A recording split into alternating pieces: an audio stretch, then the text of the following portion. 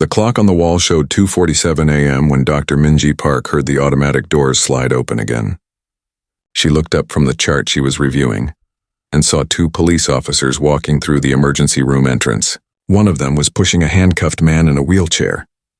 Minji had been working at Harbor General Hospital for 8 years. She knew the night shift well. It was always busy, always unpredictable. Tonight was no different. The ER was packed with patients. 2 nurses were running between rooms. The waiting area was full of people who looked tired and worried. She walked toward the officers, her white coat moving as she walked. Her stethoscope hung around her neck. Her ID badge clearly showed her name and title, Dr. Minji Park, Emergency Medicine. "Good evening, officers," she said in a calm voice. "What do we have here?" The taller officer, a white man with short brown hair and a thick neck, looked past her. He seemed to be searching for someone else. His name tag read Morrison. His partner, a younger Hispanic officer named Garcia, stood quietly beside him. "Yeah, we need to see a doctor," Morrison said. He still wasn't looking at her. "This guy got a little roughed up during arrest. Nothing serious, but we need him checked out before we book him." "I'm Dr. Park," Minji said, keeping her voice professional. "I'll examine him. Can you tell me what happened?" Morrison finally looked at her. His eyes moved from her face to her ID badge and back again. A small smirk appeared on his face. "You're a doctor?" he asked. There was doubt in his voice. "Yes, I'm the attending physician on duty tonight," Minji replied. She had heard this question before. "Too many times." "Huh," Morrison said, crossing his arms. "You look pretty young. How long have you been doing this?" 8 years, Minji answered. "Now about your patient. What are his injuries?" The man in the wheelchair had his head down. Minji could see a cut above his left eyebrow. His right wrist was swollen where the handcuff pressed against it. He looked to be in his mid-20s. "He resisted arrest," Morrison explained, his tone casual. "Had to take him down. He's got some scrapes, maybe hit his head on the ground. Like I said, nothing serious." Minji moved closer to examine the patient. "Sir, can you tell me your name?" she asked gently. "Jamal," the man said quietly. "Jamal Foster. Jamal, I'm Dr. Park. I'm going to check your injuries. Can you tell me where it hurts?" Before Jamal could answer, Morrison interrupted. "Listen, sweetheart, we don't have all night. Just give him a quick check and sign the paper so we can get him processed." Minji felt her jaw tighten. Sweetheart. She hated that word, especially when it came from men like this. But she kept her face calm. She had learned long ago not to show her anger. "Officer Morrison," she said, her voice steady. "I need to do a proper examination. It's hospital policy and the law. Please have a seat in the waiting area. This will take some time." Morrison laughed. It was not a friendly laugh. "Hospital policy? Look, I've been doing this job for 15 years. I know the drill. You nurses always try to make things complicated. Just get the real doctor to sign off on this." "I am the real doctor," Minji said firmly. "And I'm not a nurse. I'm an emergency medicine physician. Now please step back so I can examine my patient." Officer Garcia shifted uncomfortably. He looked like he wanted to say something but kept quiet. Morrison shook his head, still smirking. "Come on, we all know how this works. Diversity hires and all that. Where did you even go to medical school? Someplace in Asia?" Minji felt heat rise in her chest, but she forced herself to stay calm. "I went to Stanford Medical School. I did my residency at Massachusetts General Hospital, and I've been board certified for 6 years. Is there anything else you'd like to know about my qualifications, Officer Morrison?" She said his name slowly, making sure he understood that she had noted it, that she remembered it. Morrison's smirk faded a little, but he didn't back down. "Stanford, huh? Must be nice to check all those boxes they're looking for. Anyway, just hurry it up." Nurse Thompson, a black woman in her 40s who had been watching from nearby, came over. "Dr. Park, do you need any assistance?" "Yes, please help me get Mr. Foster into exam room 3, Minji said. "We need to do a full assessment." As they wheeled Jamal toward the exam room, Morrison called out, "You know, you should really stick to filing paperwork or whatever. Let someone with more experience handle the real medical stuff." Minji stopped. She turned around slowly. "Officer Morrison, I have treated gunshot wounds, heart attacks, strokes, and countless trauma cases. I am more than qualified to treat your prisoner's injuries. Now please wait outside while I do my job." She walked into the exam room and closed the door behind her. Through the small window, she could see Morrison laughing and saying something to Garcia. Garcia didn't laugh. He just looked uncomfortable. Inside the room, Minji took a deep breath. Her hands were shaking slightly. She made them stop. She had work to do. "Jamal, I'm sorry about that," she said softly. "Let me look at your injuries now." Jamal looked up at her. His left eye was starting to swell. "It's okay, Doc. I heard worse tonight." Minji carefully examined the cut above his eyebrow. It would need stitches. His wrist was badly bruised where the handcuff had been too tight. She checked his eyes for signs of concussion. She pressed gently on his ribs, checking for breaks. "What happened tonight, Jamal?" she asked while she worked. "I was walking home from work," he said quietly. "Those officers pulled me over, said I matched a description of someone they were looking for. I told them I just got off my shift at the warehouse. I showed them my work ID. But Morrison, he got angry when I asked why I was being stopped. He grabbed me, threw me against the car. My head hit the side mirror." Nurse Thompson was taking notes. She and Minji exchanged a quick glance. They both knew this story. They had heard versions of it too many times. "Did you resist in any way?" Minji asked. "No, ma'am, I swear. I kept my hands where they could see them. I did everything they told me. But Morrison kept saying I was being difficult. Then he twisted my arm behind my back real hard and threw me down on the pavement." Minji documented everything. The cut that would need 5 stitches, the bruised and swollen wrist, the contusion on the back of his head, the scraped knees, the bruised ribs. When she finished the examination, she stepped outside. Morrison was leaning against the wall looking at his phone. "He needs stitches," Minji said, "and I'm keeping him for observation for at least 2 hours. He has a head injury." Morrison pushed off the wall.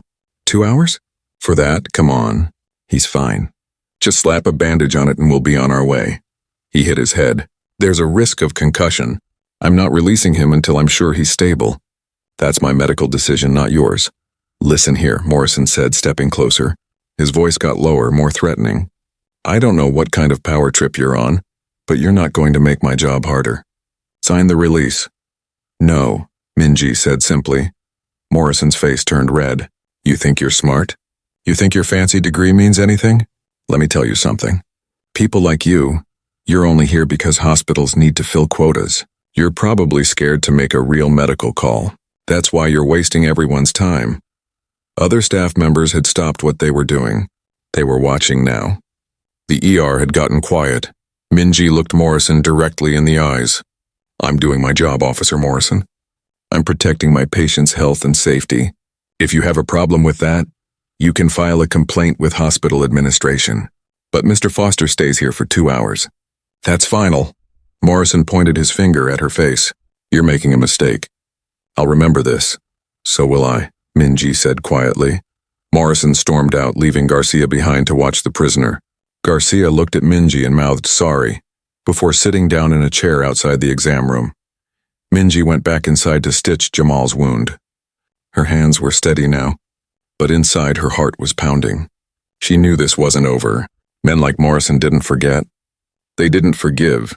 Nurse Thompson touched her shoulder gently. "You should report him." That was way out of line. Minji just shook her head. She had been through this before. Reports went nowhere.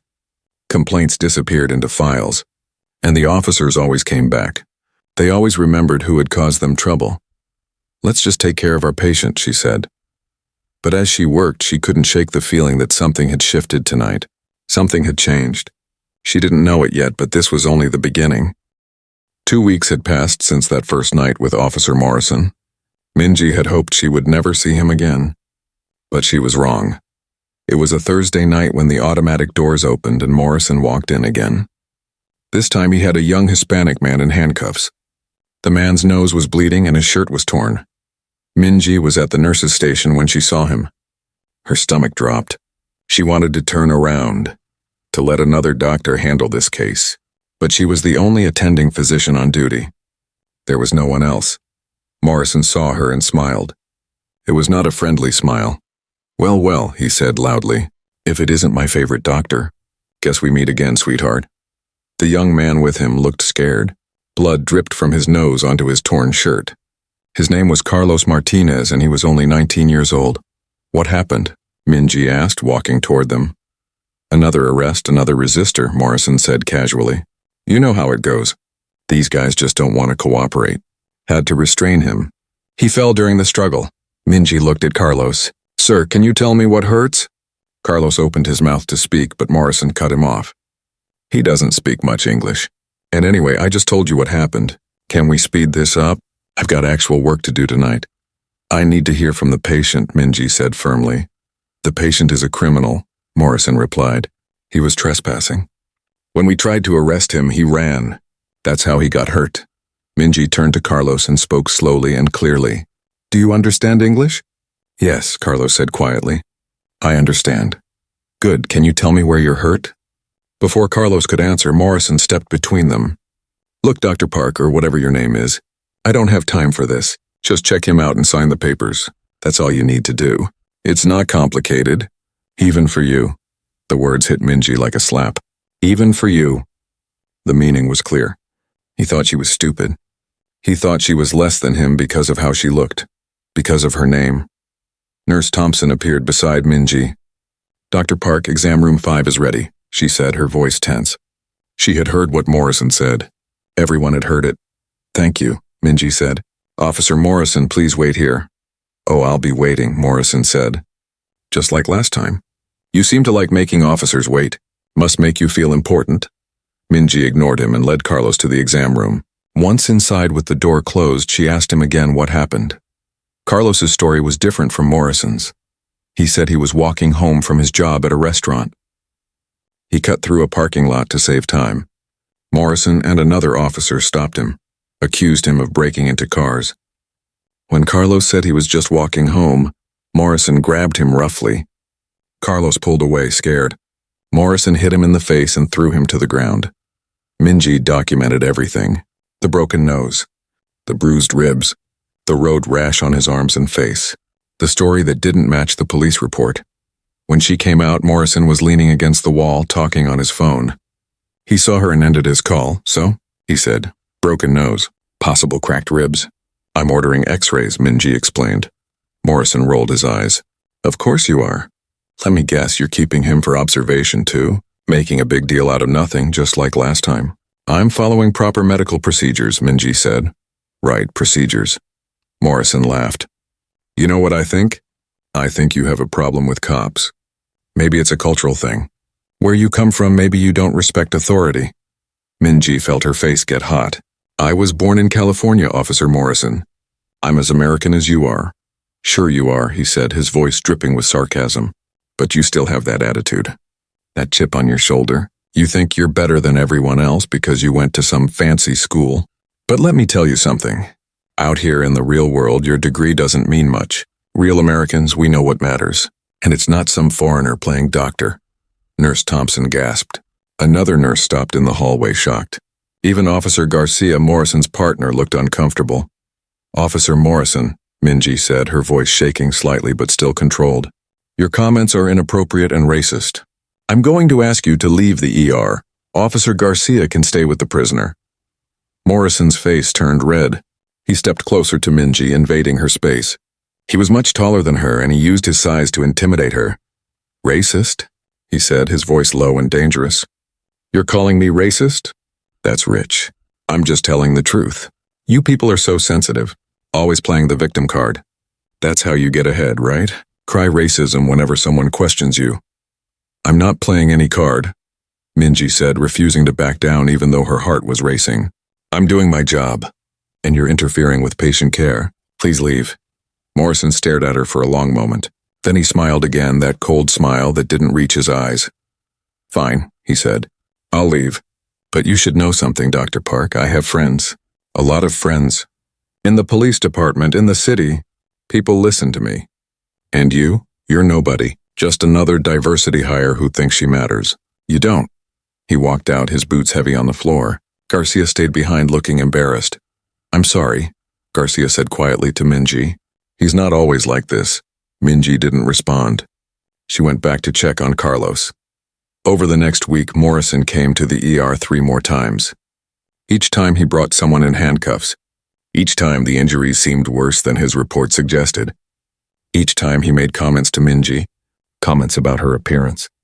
Comments about her accent even though she didn't have one. Comments about her qualifications. comments about diversity and quotas and how she probably didn't earn her position. Minji started keeping a notebook. She wrote down every date, every time, every comment Morrison made. She noted which other staff members were present.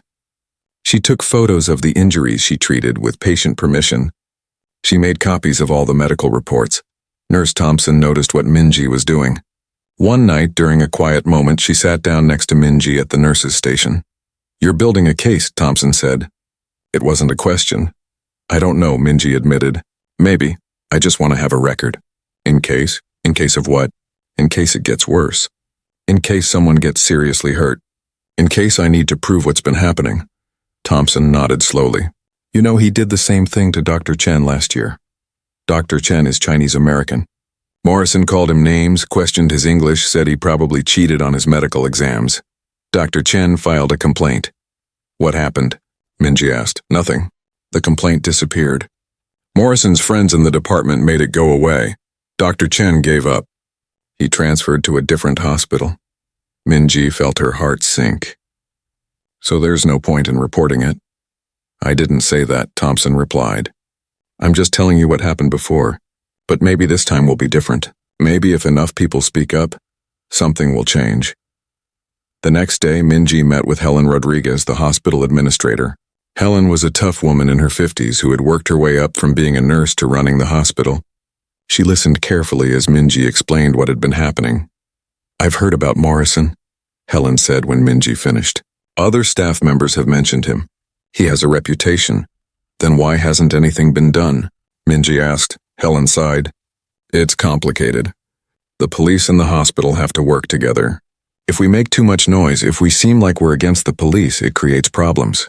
Officers might take their arrests to other hospitals. The city might cause trouble for us. It's politics, but what he's doing is wrong," Minji said. "It's harassment. It's racism. And I think he's hurting people and lying about it." "I know," Helen said, "and I agree with you. That's why I want you to keep documenting everything. Every incident. Every comment. Every injury that doesn't match his reports. Build a strong case. Then, when the time is right, we'll take it to the police department's internal affairs division. We'll file an official complaint, but we'll do it with so much evidence that they can't ignore it." Minji left the meeting feeling slightly better. At least someone believed her.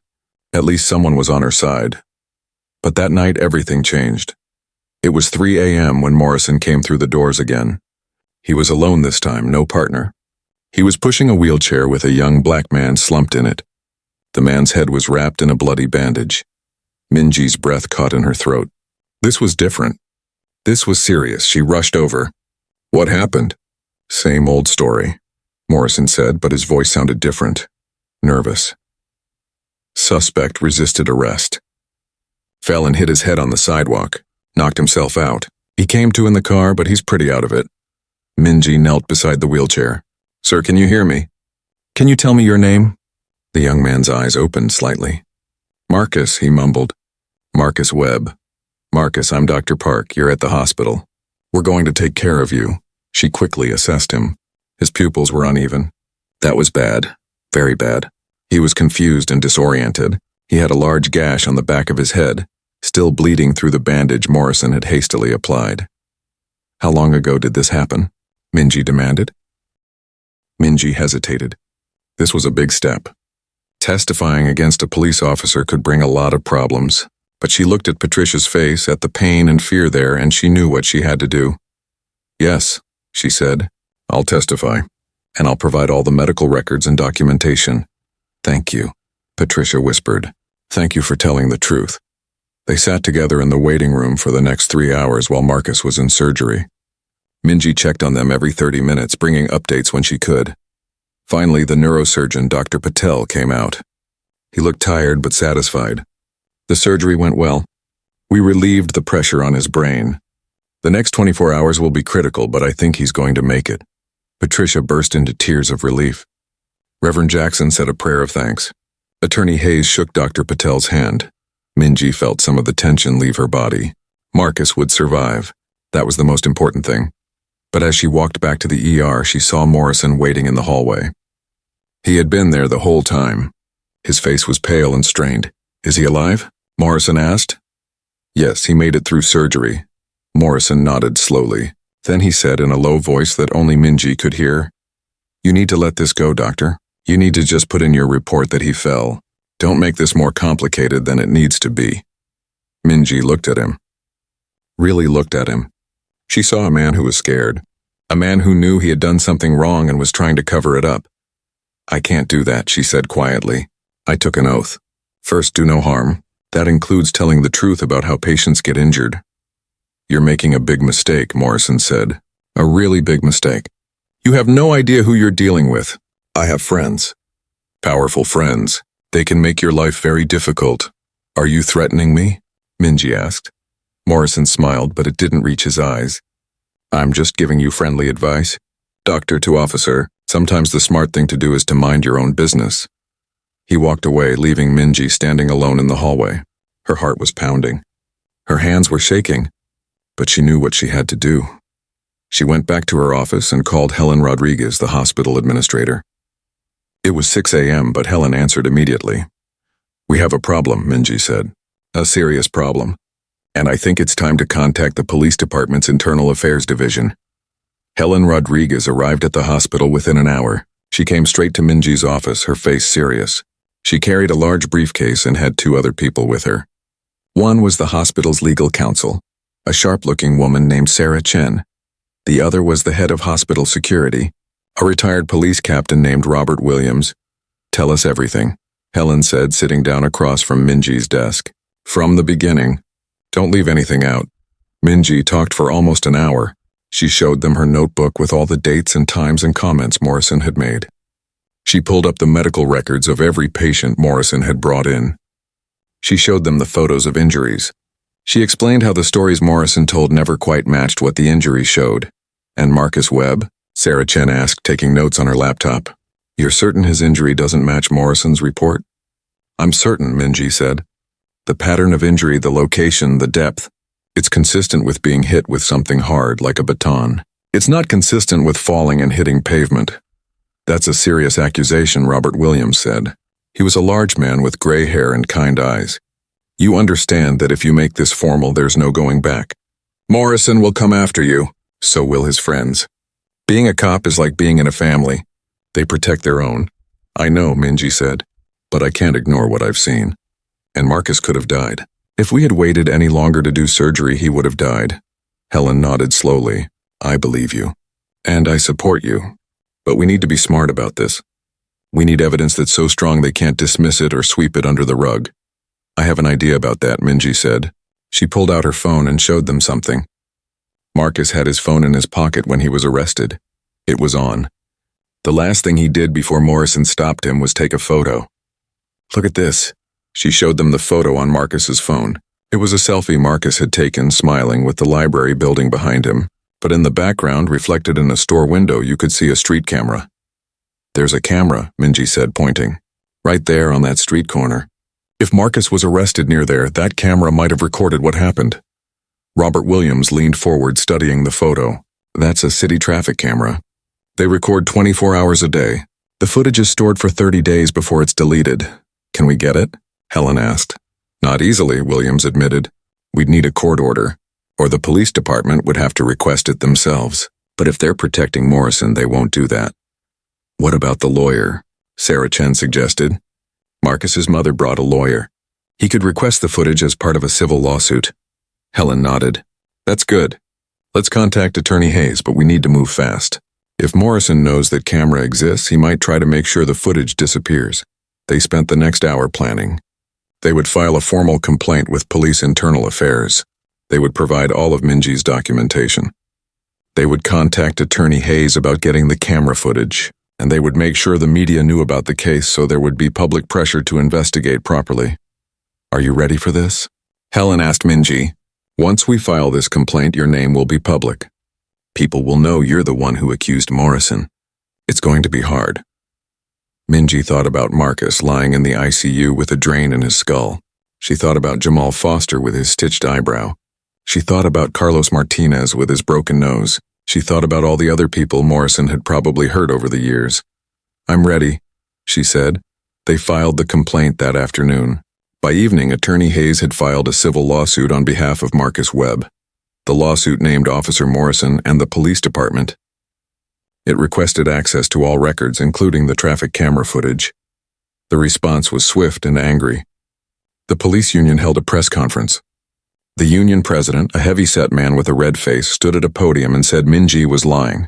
He said she had a vendetta against police. He said she was trying to make herself famous by attacking a decorated officer with 15 years of service. Dr. Park has made serious and false accusations against Officer Morrison, the union president said. She's using her position to attack law enforcement. This is part of a larger pattern of anti-police bias that we're seeing across this country.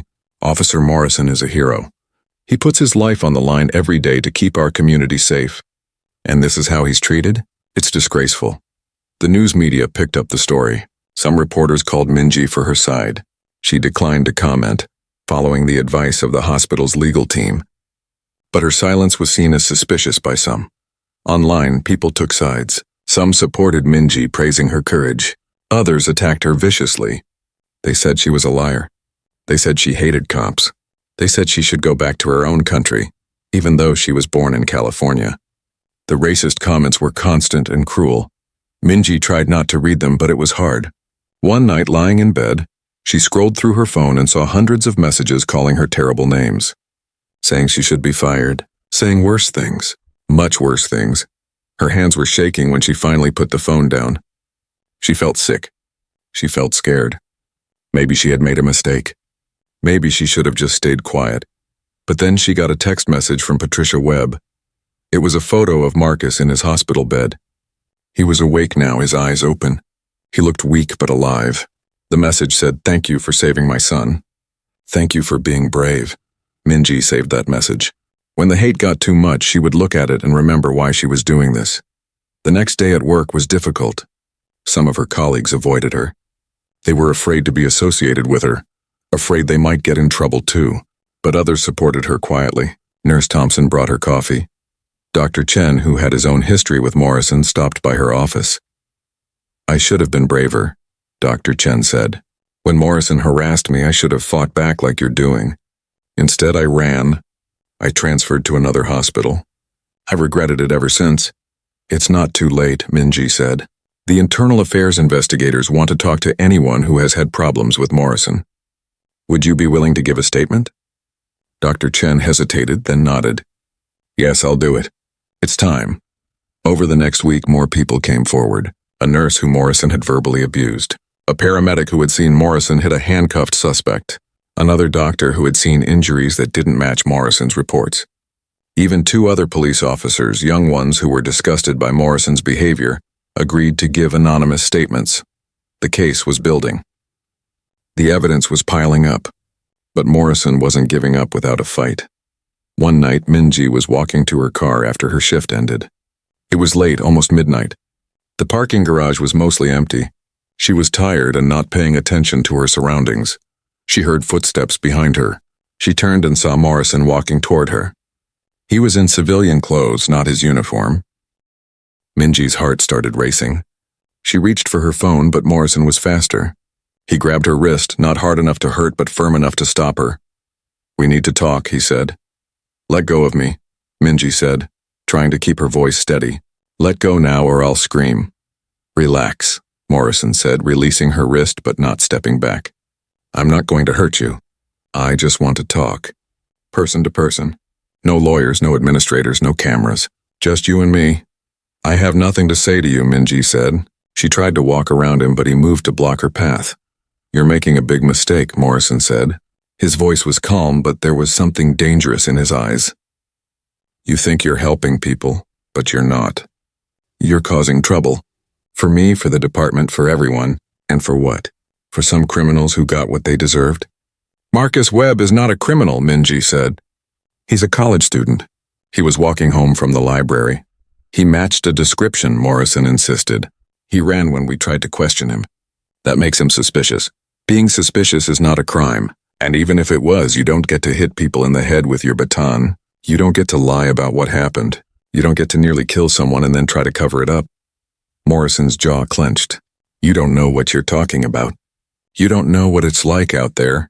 dealing with these people every day. You sit in your nice clean hospital and judge me, but you've never been in danger. You've never had to make split-second decisions that could save your life or end it. I'm an ER doctor, Minji said. I deal with life and death decisions every single day. The difference is I don't blame my patients when I make mistakes. I take responsibility. You should try it. Morrison stepped closer. Minji could smell alcohol on his breath. He had been drinking. I'm giving you one last chance, he said quietly. Drop this. Tell them you made a mistake. Say you misread the injuries. Say you were wrong. Do that and this all goes away. We both move on with our lives. And if I don't? Minji asked. Morrison smiled, but it was a cold smile. Then you're going to regret it. I promise you that. I have friends everywhere. The police department, the mayor's office, the city council. I can make your life hell. I can make it so you never work in this city again. Is that what you want? Minji looked at him. She saw a man who had probably bullied people his entire life. A man who had gotten away with it because people were too scared to stand up to him. A man who thought power meant he could do whatever he wanted. She thought about backing down, about taking the easy way out, about protecting herself. But then she thought about Marcus fighting for his life in the ICU. She thought about all the other victims Morrison had probably heard over the years. She thought about what kind of person she wanted to be. No, she said clearly, I'm not dropping anything. I'm telling the truth, and you can't bully me into lying. Morrison's face turned red. For a moment, Minji thought he might actually hit her, but then they heard voices. Other hospital workers were coming down the stairs heading to their cars. Morrison stepped back quickly. You're making the biggest mistake of your life, he said. Then he turned and walked away quickly, disappearing down the stairs. Minji stood there shaking. Her whole body was trembling. She pulled out her phone with unsteady hands and called hospital security. She reported what had just happened. Then she called the lawyer, Sarah Chen, and told her too. That was witness intimidation, Sarah said. That's a crime. We're filing another complaint. And I'm getting you a restraining order against Morrison. This has gone too far. That night Minji couldn't sleep. She lay in bed staring at the ceiling, wondering what she had gotten herself into. But every time she closed her eyes, she saw Marcus's face. And she knew she had made the right choice no matter how hard it got. The next morning there was news. Attorney Hayes had gotten the traffic camera footage, and what it showed would change everything. The video was damning. Attorney Hayes called a press conference and played it for everyone to see. Minji watched it on the television in the hospital break room, along with a dozen other staff members. No one said a word as it played. The footage showed Marcus walking down the street carrying a backpack. He looked relaxed, maybe a little tired. Just a college student heading home after studying at the library. He was on the sidewalk, walking normally, not running, not looking suspicious. Then Morrison's patrol car pulled up beside him. Morrison got out, walking quickly toward Marcus. Even from the distance of the camera, you could see Morrison's aggressive body language. Marcus stopped walking. He raised his hands, showing he wasn't armed, wasn't a threat. Morrison grabbed Marcus roughly, spinning him around, pushing him against a wall. Marcus didn't resist. He kept his hands up. He was clearly trying to cooperate. But Morrison was angry about something. He was yelling, though the camera didn't pick up the audio. Then Morrison pulled out his baton. Marcus tried to turn his head, maybe to ask what was happening, and Morrison swung the baton hard. It connected with the back of Marcus's head. Marcus dropped instantly, crumpling to the ground like a puppet with cut strings. For a moment, Morrison just stood there looking down at Marcus's unconscious body. Then he looked around, checking if anyone had seen. He didn't look up. He didn't see the traffic camera recording everything. Morrison bent down and handcuffed Marcus's limp body. Then he called for backup on his radio. He stood there for several minutes before his partner, Officer Garcia, arrived. Even from the camera angle, you could see Garcia's shock when he saw Marcus unconscious on the ground. The video ended there. But it was enough. More than enough. The press conference exploded. Reporters shouted questions. Attorney Hayes stood at the podium, his face grave. This video proves beyond any doubt that Officer Morrison lied in his report, Hayes said. He claimed Marcus Webb resisted arrest and fell. The video shows Marcus did not resist. The video shows Morrison struck him deliberately with a baton. This is not just assault. This is attempted murder, and if not for the quick actions and excellent care of Dr. Minji Park, Marcus Webb would be dead. Minji felt tears in her eyes as she watched. She had known Morrison was lying. She had known the injury didn't match his story. But seeing it, actually seeing what he did to that innocent young man, was different. It was horrible. Around her, the other staff members were crying too. Nurse Thompson put her arm around Minji's shoulders. "You saved him," Thompson said quietly. "You saved his life, and now you've exposed the truth. You're a hero." "I'm not a hero," Minji said. "I just did what any doctor should do." But deep down, she knew this was bigger than just being a doctor. This was about standing up for what was right, even when it was hard. Even when it was scary. The response to the video was immediate and overwhelming. The police union went silent. They couldn't defend Morrison anymore. Not with video evidence showing exactly what he did. The police chief held a press conference and announced that Morrison was suspended immediately, pending a full investigation. "We do not tolerate this kind of behavior," the police chief said, looking tired and frustrated. "Officer Morrison's actions are not representative of the fine men and women who serve this city with honor. We will cooperate fully with all investigations, criminal and civil, but the damage was done. People were angry. How many other cases had Morrison lied about? How many other people had he hurt? The district attorney announced they would review every arrest Morrison had made in the past 5 years. Every case, every report, every use of force incident. Minji was asked to speak to the media. At first she refused. She didn't want the attention. She didn't want to be the face of this story. But Helen Rodriguez convinced her. "People need to hear from you," Helen said. "They need to understand that this isn't just about one bad cop.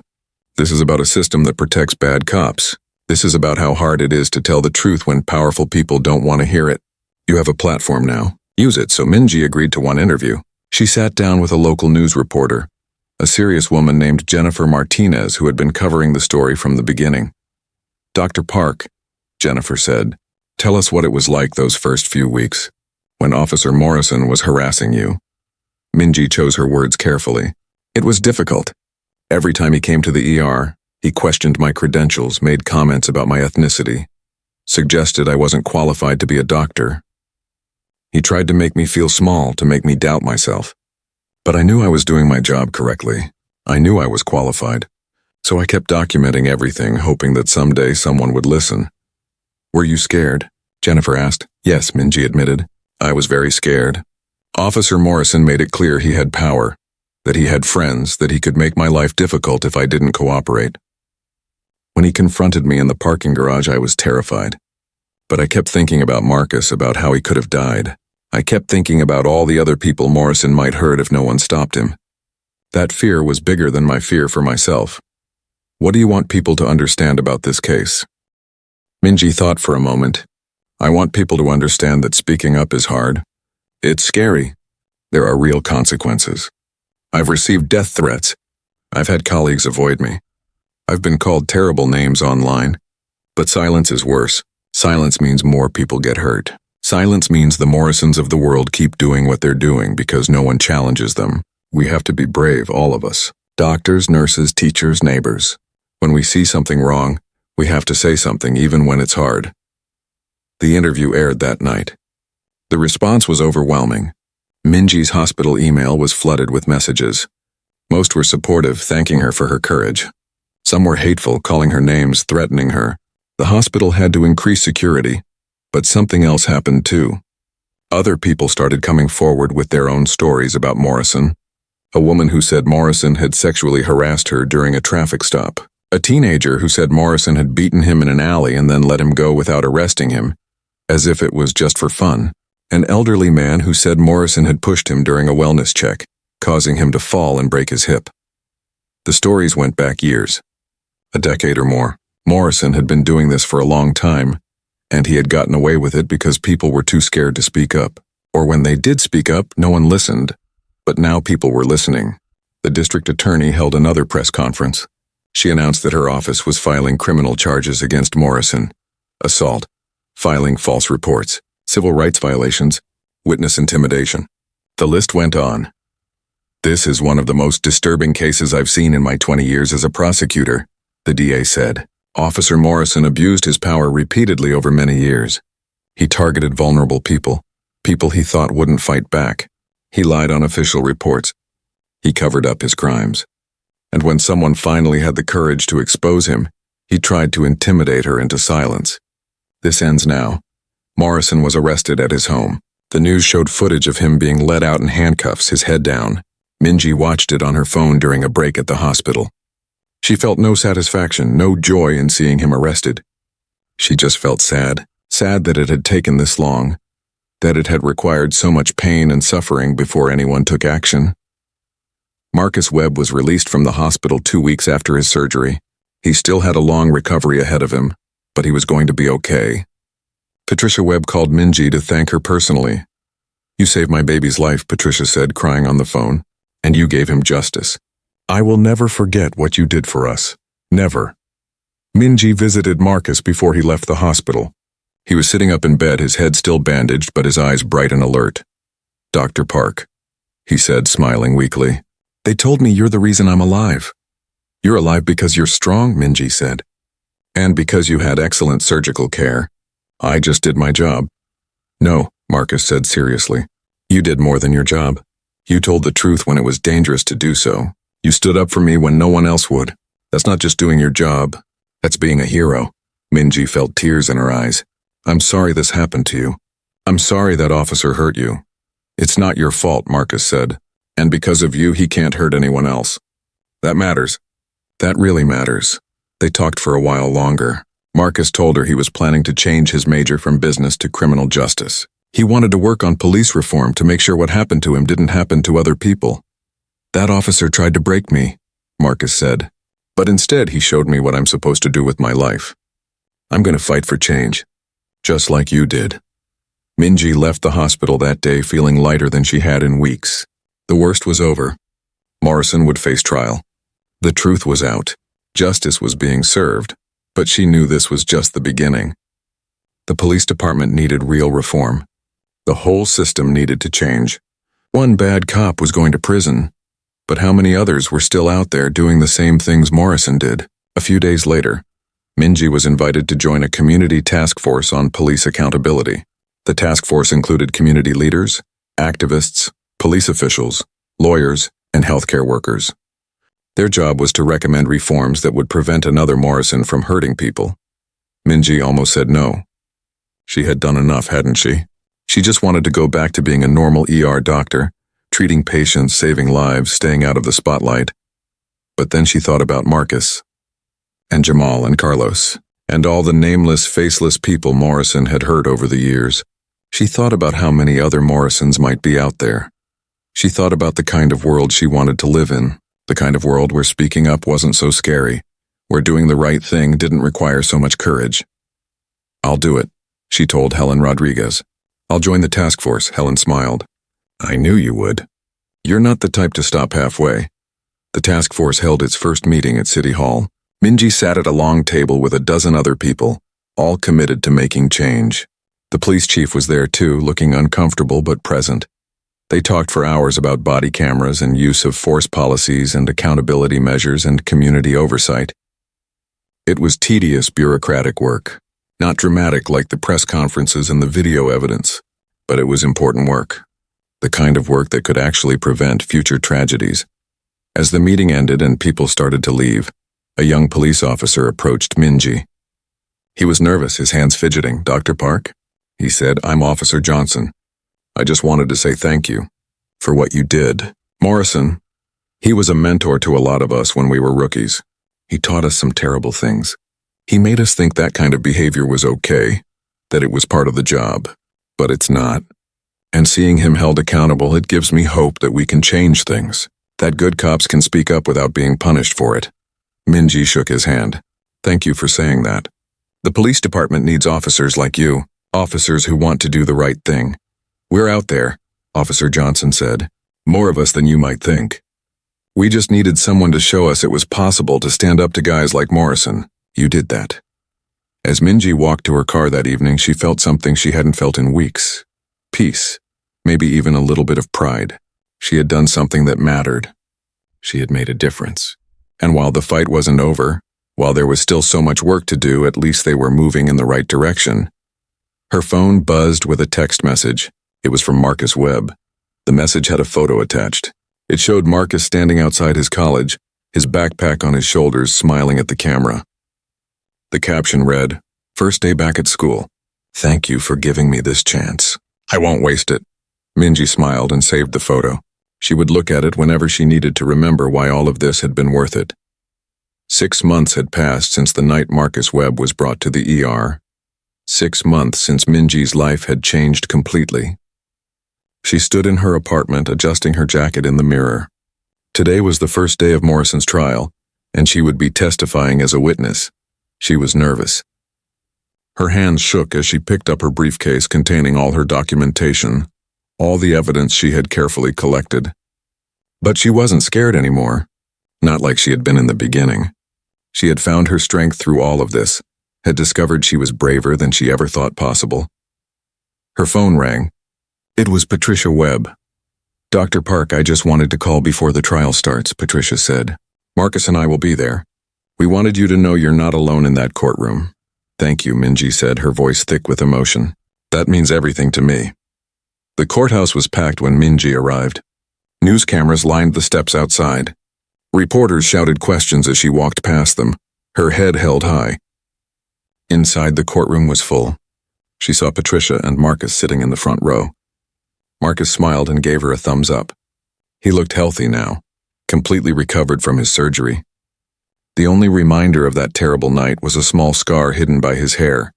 She saw other familiar faces too. Nurse Thompson, Dr. Chen, Helen Rodriguez, Officer Garcia, who had agreed to testify against his former partner. Even Officer Johnson, the young cop who had thanked her at the task force meeting, was there in civilian clothes, showing his support. Morrison sat at the defense table with his lawyers. He looked smaller somehow, diminished. When his eyes met Minji's, he looked away quickly. The bully had been exposed, and without his badge and his power, he was just a frightened man facing the consequences of his actions. The trial lasted 2 weeks. Minji testified on the 3rd day. She sat in the witness stand, her hands folded calmly in her lap, and told the truth. She described Morrison's harassment, the racist comments, the pattern of injuries that didn't match his reports. She explained in clear, simple medical terms how Marcus's injury was consistent with being struck by a baton, not from a fall. Morrison's lawyer tried to attack her credibility. He suggested she had a bias against police. He questioned whether she could really determine how an injury occurred just by looking at it. He implied she was seeking attention, trying to make herself famous. But Minji remained calm. She answered every question with facts, with evidence, with professional expertise that couldn't be dismissed. When the lawyer asked if she had a personal vendetta against Officer Morrison, she looked directly at the jury and said, "I have no vendetta. I simply told the truth about what I saw. That's my job as a doctor, to document injuries accurately and honestly. That's all I've ever done." The video evidence was played for the jury. The courtroom went silent as they watched Morrison strike Marcus with his baton. Several jurors looked sick. One woman wiped tears from her eyes. Even Morrison's lawyers looked uncomfortable, though they tried to hide it. Other witnesses testified too. The woman who Morrison had sexually harassed, the teenager he had beaten, the elderly man he had pushed.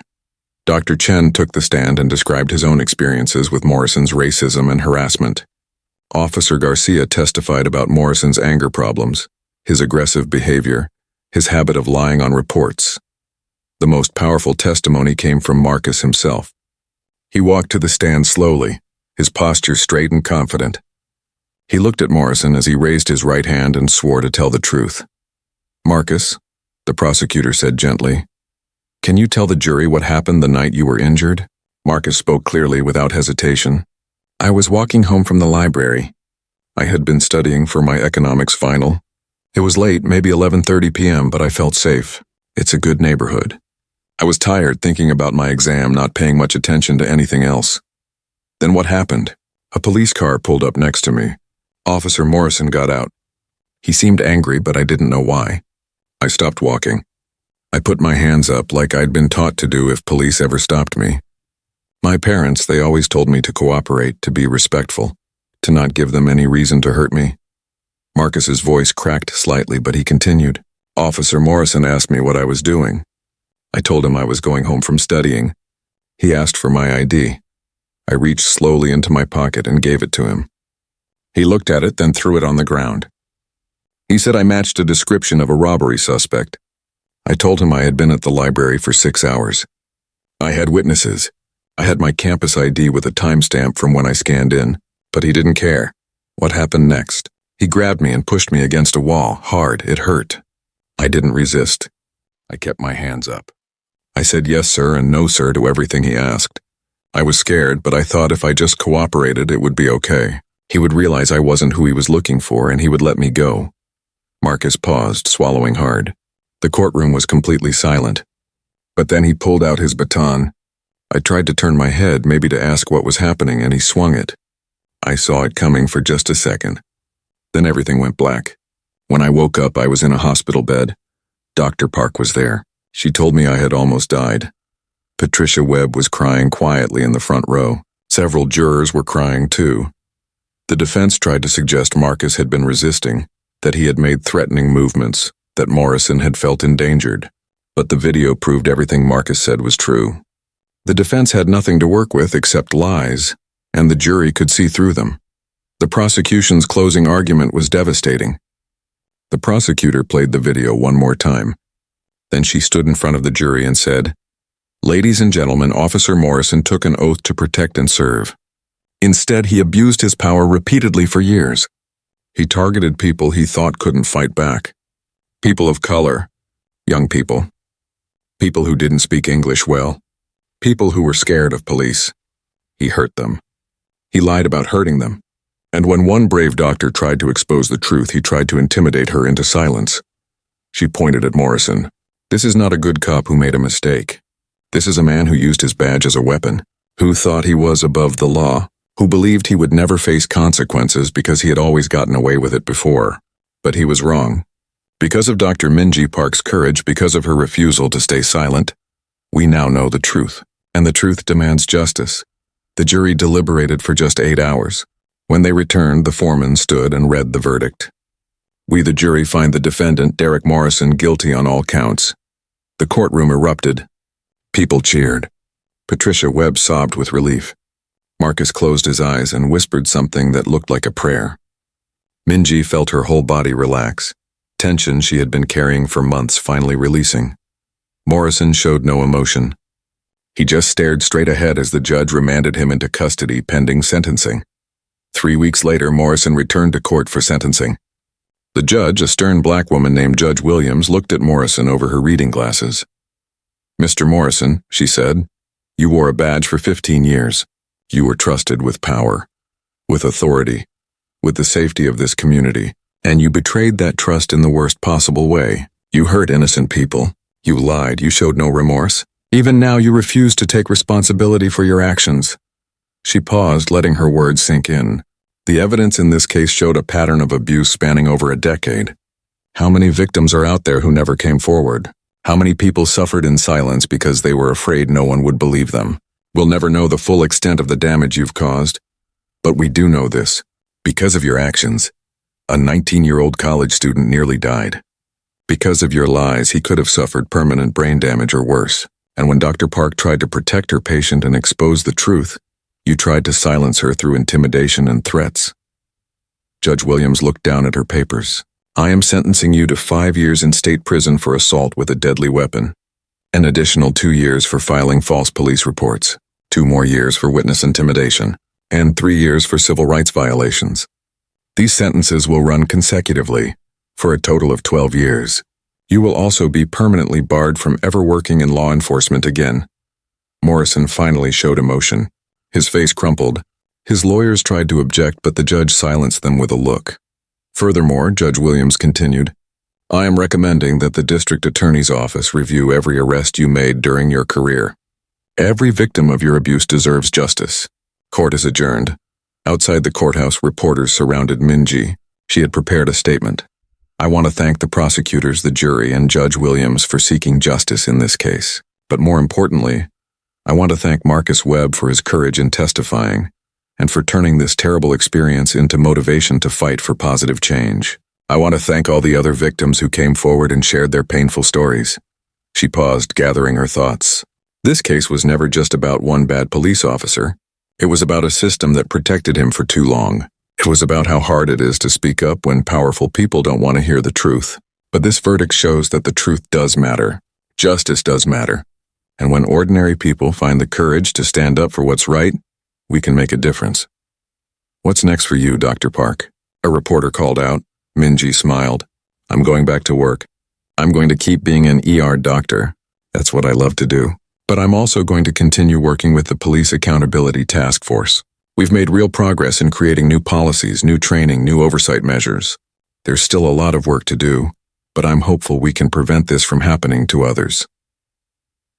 The news coverage of the trial and sentencing was extensive. But something else happened too, something Minji hadn't expected. She started receiving awards and recognition. The State Medical Association gave her their Courage in Medicine Award. The Civil Rights Organization honored her at their annual dinner. The mayor presented her with a key to the city. Medical schools invited her to speak to their students about ethics and advocacy. At first, Minji was uncomfortable with the attention. She kept saying she had just done her job, that anyone would have done the same. But Nurse Thompson corrected her. "No," Thompson said firmly. "Not anyone would have done what you did. Most people would have stayed quiet. They would have been too scared, too worried about their careers, too unwilling to rock the boat. You were different. You stood up. And because of that, real change is happening." She was right. The police department had implemented comprehensive reforms. All officers now wore body cameras that couldn't be turned off. Use of force policies were rewritten. A civilian oversight board was created to review complaints against officers. New training programs focused on de-escalation and unconscious bias. Officers who witnessed misconduct were now required to report it, with protection against retaliation. It wasn't perfect. There were still problems, still resistance from some officers and officials who wanted to maintain the old way of doing things. But it was progress. Real, measurable progress. Marcus Webb visited Minji at the hospital 6 months after the trial. He was doing well in school, maintaining a 3.8 GPA. He had started a student organization focused on criminal justice reform. He had been accepted into a summer internship with a civil rights law firm. "Dr. Park," he said, "I wanted to show you something." He pulled out his phone and showed her an acceptance letter. "I got into law school. Full scholarship. I'm going to be a civil rights attorney." Minji felt tears in her eyes. "Marcus, that's wonderful. I'm so proud of you." "I wouldn't be here without you," Marcus said. "You saved my life that night. But more than that, you showed me what courage looks like. You showed me that one person can make a difference. That inspired me to want to do the same thing, to fight for justice, to help people who can't help themselves." They talked for a while longer. Two people whose lives had been forever changed by one terrible night, and the choice to stand up for what was right. A year after the trial, Harbor General Hospital created a new award. They called it the Minji Park Award for Courage and Patient Advocacy. It would be given annually to a healthcare worker who demonstrated exceptional courage in protecting patients and advocating for justice. Minji was embarrassed when they told her about it. "You don't need to name an award after me," she protested. But Helen Rodriguez insisted. "Yes, we do. Healthcare workers need role models. They need to know that speaking up is possible, that doing the right thing matters even when it's hard. You've shown them that. This award will remind future generations of healthcare workers to be brave, to tell the truth, to never stay silent when they see wrongdoing." At the award ceremony, Minji gave a speech to the hospital staff. She looked out at the familiar faces, at the doctors and nurses and technicians who had supported her through everything. "I'm not a hero," she said. "I'm just a doctor who tried to do the right thing. But I learned something important through this experience. I learned that silence protects the powerful and harms the vulnerable. I learned that speaking up is scary, but staying silent is worse. I learned that we're stronger together than we are alone." She paused, her voice getting stronger. "Every day in this hospital you see things. Maybe you see a patient who seems afraid of their partner. Maybe you see injuries that don't match the story you're told. Maybe you see something that just doesn't feel right. When you see those things, you have a choice. You can ignore them. Tell yourself it's not your problem, stay safe and silent. Or you can speak up. You can document what you see. You can ask questions. You can advocate for your patient. It won't always be easy. There will be pressure to stay quiet, to not make waves, to mind your own business. But I'm asking you to be brave. Be brave like Marcus Webb, who testified even though it was traumatic. Be brave like Nurse Thompson, who supported me from the beginning. Be brave like all the other victims who came forward and shared their stories. Be brave, because our patients deserve healthcare workers who will fight for them. The audience stood and applauded. Minji saw tears on many faces. She saw nodding heads, determined expressions. She had planted seeds of courage and she hoped they would grow. Late that night, after the ceremony ended and everyone had gone home, Minji sat in her office at the hospital. She was back on the night shift, back to her regular routine of treating emergencies, saving lives, doing the work she loved. The automatic doors opened and paramedics wheeled in a patient. Minji grabbed her stethoscope and headed toward them, ready to help, ready to heal, ready to fight for her patient if necessary. As she worked through the night, she thought about everything that had happened.